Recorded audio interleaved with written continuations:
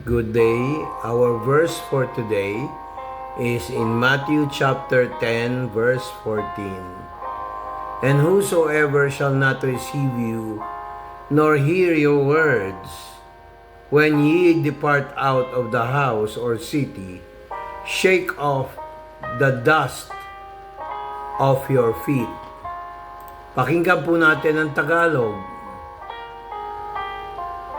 Ang mga hindi naman tumatanggap sa inyo o nakikinig sa inyong mga salita kapag kayo ay umalis sa bahay o lungsod na iyon, pagpagin ninyo ang mga alikabok mula sa inyong mga paa.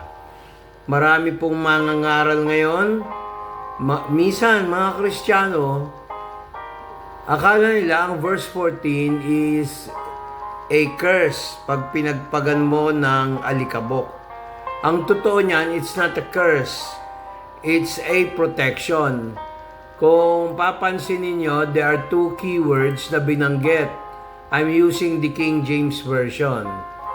Ang unang-una, and whosoever shall not receive you, receive you. Pag tinanggap ka ng mga yan at ikaw ay nakikipag-communicate, they answer you quickly. And nakakahabol sila sa conversation. Kadalasan, ito yung mga sign ng mga taong hindi nagbibigay halaga sa kapwa-tao. Akala ng iba, this is only pertain to preaching. But actually, hindi lang preaching. It is what we call respect, ethics.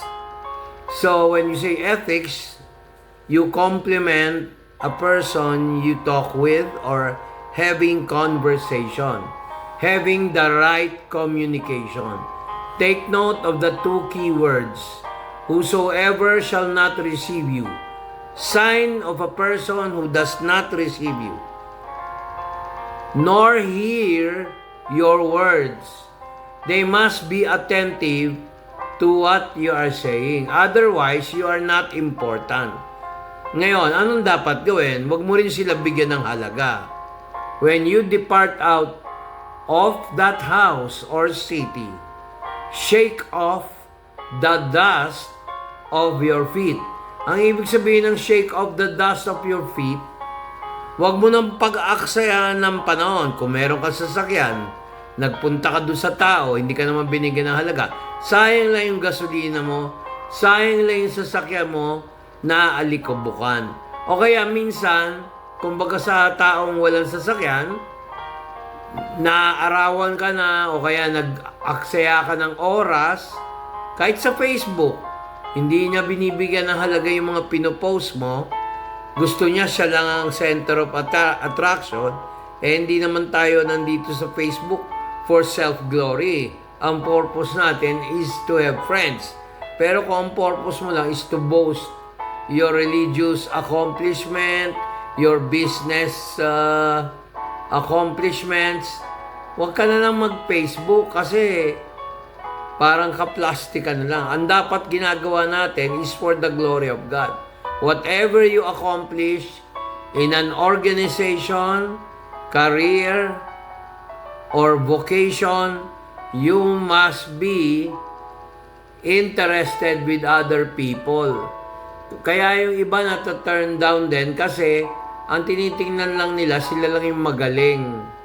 No? Sabi nga rito sa Tagalog, pakinggan nyo itong Tagalog, sabi, sa mga hindi tumatanggap sa inyo.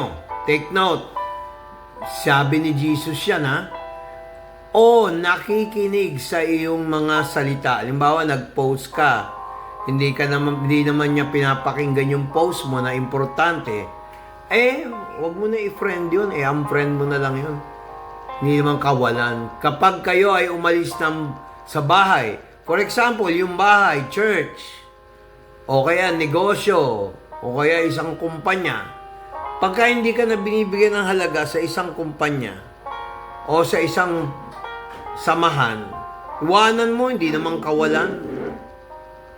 Sabi niya, pagpagin ninyo ang alikabok mula sa inyong mga paa. Hindi ba pag kayo ay isang magsasaka, may kakilala kang kapwa magsasaka, tinutulungan mo siya sa farm, di naalikabukan yung paa mo. What's the use na maalikabukan ng paa mo kung wala namang kakwenta-kwenta yung kausap mo at hindi ka binibigyan ng halaga? Huwag mong maliitin ang iyong sarili. Si Jesus mismo nagsabi niya, pagpagan mo ng alikabok. Hindi naman sinabing awayin mo, pero maganda na rin yung iwanan mo sila dahil iniiwan ka naman sa ere, hindi ka namang binibigyan ng halaga. Gusto sila lagi ang sinusuyo. I hope na bless po kayo sa ating topic. Huwag tayong masyadong attention-minded. Yung bang gusto natin tayo yung center of attraction. Kung talaga ayaw sa'yo, huwag mo ipilit. Ako, sanay na ako nang nag-iisa eh. Mahirap yung isa lang ang hindi ko pwedeng iwanan ako, si Lord God. Kaya sabi niya dito, whosoever shall not receive you, nor hear your words, when you depart out of that house or city, shake off the dust of your feet. Lahat naman ng warning kong ginawa sa mga dalawang tao yun, nagkatotoo eh. Sila lang naman talaga nagmamagaling at bingi. Kahabagan mo na lang. God bless!